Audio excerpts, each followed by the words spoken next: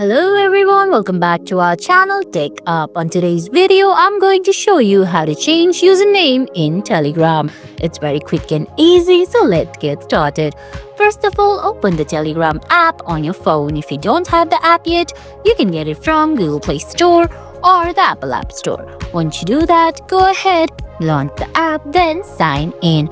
Now on your screen at the bottom, you're gonna see options like contacts, chats, and settings. Tap on settings, then go to edit option from the top right corner of your screen. Now scroll down and you'll find username option right below change number option. Tap on it. Now go ahead, edit your username, then tap on done from the top right corner of your screen. And guys, that's it. That's how you change your username in Telegram. I hope you found this video helpful. If you did, please give it a thumbs up, leave a comment, subscribe to our channel and hit that bell icon. See you in the next video.